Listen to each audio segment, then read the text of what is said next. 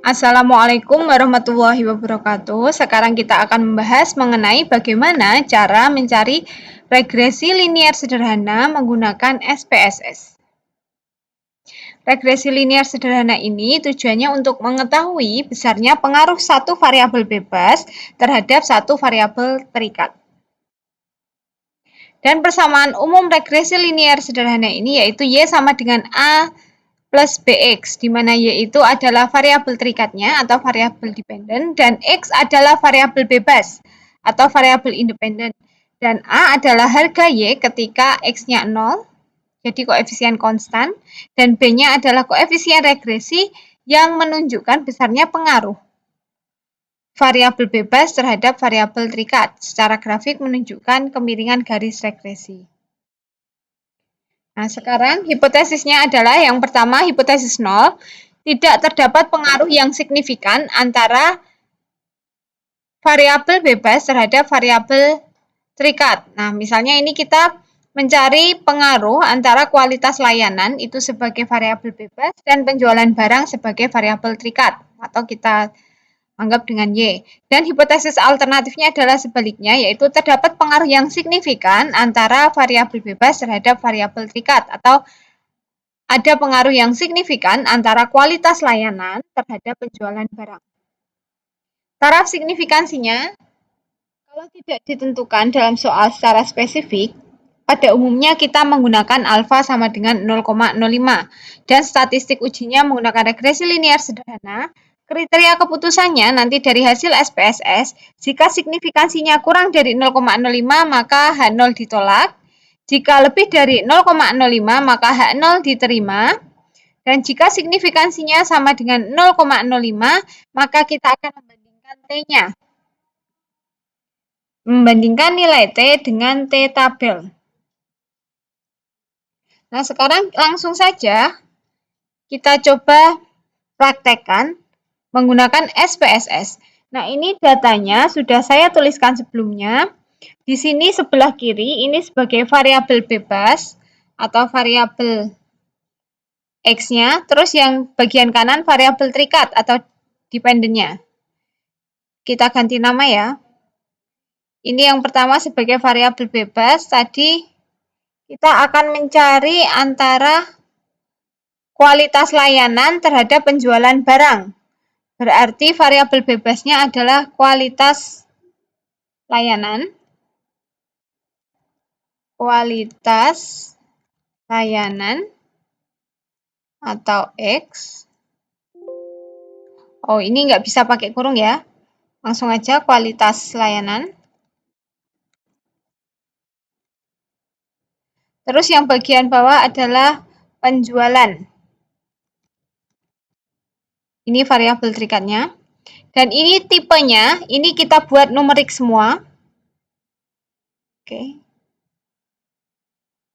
Desimalnya kita nolkan saja, nggak usah pakai desimal. Lalu ininya jangan nominal, tapi scale. Oke, sudah. Kalau sudah, sekarang kita mulai. Datanya sudah jadi seperti ini. Analyze regression linear. Ini analyze regression linear. Lalu variabel dependent atau variabel terikatnya tadi adalah penjualan. Terus kualitas layanan tadi sebagai variabel bebas atau independen. Lalu kita tinggal metodenya ini enter. Sudah, yang lainnya tidak diubah-ubah. Lalu kita klik OK. Oke, sudah keluar hasilnya. Hasilnya yang tabel paling atas itu untuk menjelaskan tentang variabel yang dimasukkan. Variabel yang dimasukkan itu adalah kualitas layanan. Dan ini variabel terikatnya adalah penjualan. Lalu, untuk yang bawahnya ini, R ini menunjukkan nanti koefisien korelasinya. Nanti diketahui ini R-nya sama R kuadratnya. Ini koefisien korelasi, nanti akan kita bahas beberapa minggu kemudian. Jadi ini kita lompati dulu. Selanjutnya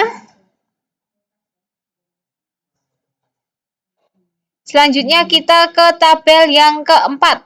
Langsung saja.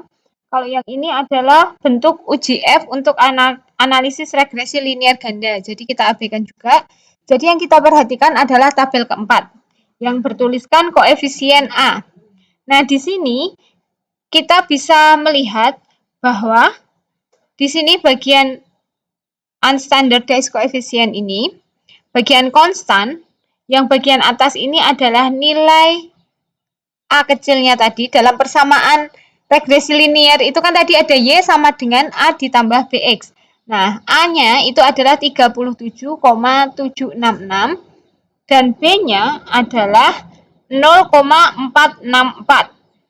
Berarti persamaannya kita bisa menuliskan Y sama dengan 37,766. Bentar.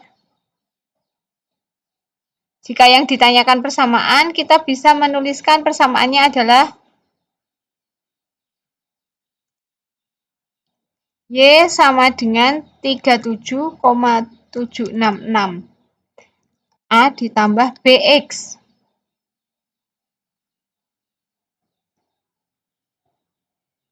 Tiga 37,766, B-nya 0,464. 4,644 X. Nah, ini hasil, ini persamaan regresi linearnya. Ini persamaan regresinya ini. Nah, kesimpulannya apakah ada pengaruh atau tidak? Kita lihat signifikansinya. Ini 464. 0, maaf ya, ini 0,464. 464. Oke. Sudah. Nah, sekarang signifikansi yang kita lihat adalah bagian ini ya, signifikansinya yang ini, pada tabel keempat. Jadi yang kita lihat adalah signifikansinya yang bawah, yang kualitas layanan. Ini signifikansinya adalah 0,032. Nah, jadi kita masukkan ke kriteria keputusan tadi, signifikansinya 0,032. Ini lebih kecil atau lebih besar dari 0,05. 0,032 ini lebih kecil dari 0,05. Karena lebih kecil, kita lihat ke kriteria keputusan, kalau lebih kecil, maka H0 ditolak dan HA diterima. Karena dia lebih kecil dari 0,05. Maka H0 ditolak dan HA diterima. Berarti kesimpulannya adalah HA. Kesimpulannya adalah HA, berarti terdapat pengaruh yang signifikan antara kualitas layanan terhadap penjualan barang. Oke, kesimpulannya yang HA.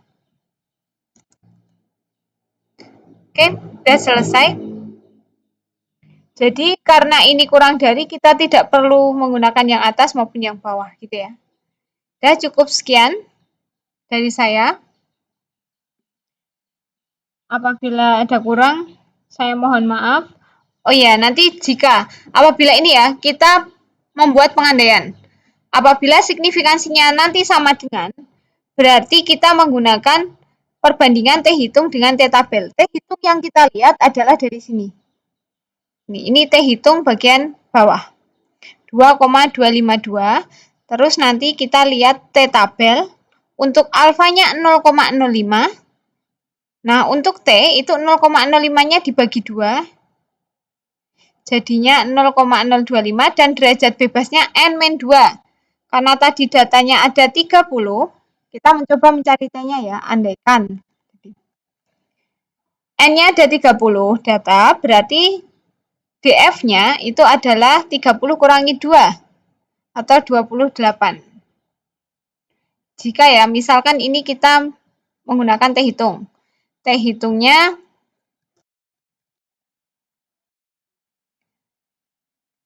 ini tadi 2,252. 2,252. Sedangkan T tabelnya, kita cari derajat bebasnya dulu. Itu N-2. N-nya tadi ada 30, kurangi 2 berarti 28. Dengan alfanya 0,05, kita bagi 2. Berarti 0,05 itu dibagi 2, itu berarti 0,025. Kita lihat di sini untuk DB atau DF-nya 28. Kita cek ke bawah.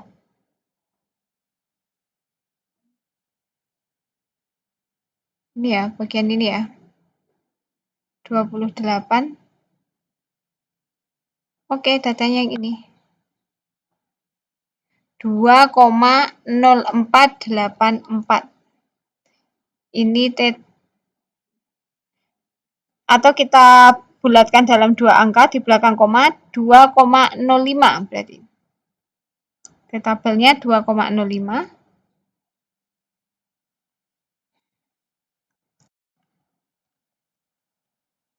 2,05. Udah, berarti kita bandingkan nanti, terus kita simpulkan. Oh, ternyata T hitungnya lebih besar dari T tabel. Berarti kesimpulannya itu adalah H0 ditolak dan HA diterima. Sama ya nanti kesimpulannya. Ini jika signifikansinya 0,05, jika tidak ya tidak usah, gitu ya. Ini tadi cuma mencontohkan seandainya signifikansinya 0,05, kita menggunakan perbandingan T. Tuh, dan kesimpulannya berarti yang HA kita cek. Udah selesai. Udah cukup sekian dari saya. Maaf apabila ada salah. Jika ada yang ditanyakan, bisa hubungin saya atau komentar pada bagian video ini. Wassalamualaikum warahmatullahi wabarakatuh.